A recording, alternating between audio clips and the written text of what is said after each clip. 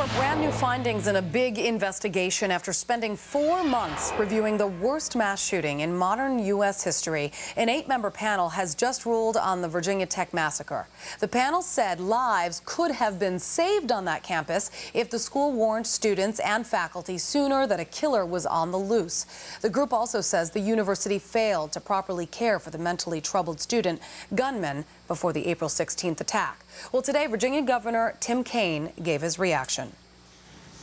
In the immediate aftermath of the first shooting at the dormitory, the Broad, Tech, and Blacksburg community should have been notified of the fact that there was a fatal shooting and the fact that a perpetrator or perpetrators were still at large and had not been apprehended. There needed to be an ability to immediately give information to people in the community and on that campus so they could take steps to protect their own safety.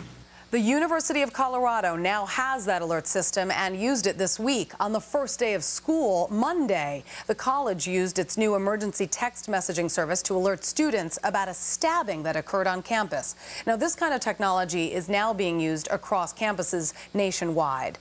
Andrew Feigenson is the vice president of Rave Wireless, a company that provides cell phone alert service to schools. And first of all, thank you so much for coming on to talk about this. Thank you very much, Julie. Every parent wants this in their kids' hands. How does it work?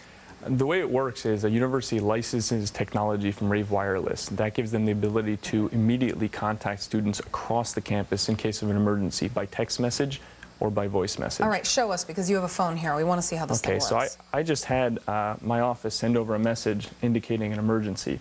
And what this shows is the school, in this case, has the scenarios: a school had someone stabbing a student in a student union, and they're notifying the whole campus of what's going on. So the message says, stabbing in the student union, man in red hat in the West Wing, please, police responding, please vacate the premises.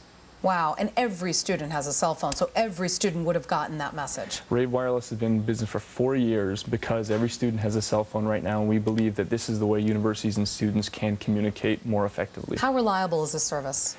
Reliability of the service, text messaging is actually one of the more reliable ways to communicate with students, and you see this as voice networks clog, text messages get through.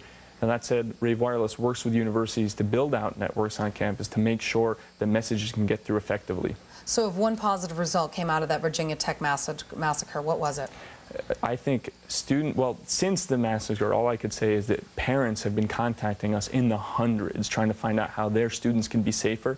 And those parents now are driving schools to work with companies like Rave Wireless to find ways to more effectively communicate with their students in case of emergency. Okay, so if I'm a parent, I have a kid in either high school or college, it doesn't really matter what school they're in. How do I get this on my phone? My recommendation is that parents contact the schools where their students are and ask them to look at things like the Rave Wireless Rave Alert solution that sends those text messages out. The school will contract with the technology, and then students simply sign up their phone. Okay, so the schools actually have to sign up with you guys. They have to pay for it. Obviously, this is money well spent. How much does it cost, by the way, for a school to get the system? It depends on the size of a university, but when you look on a per-student basis, it's not more than a couple of dollars.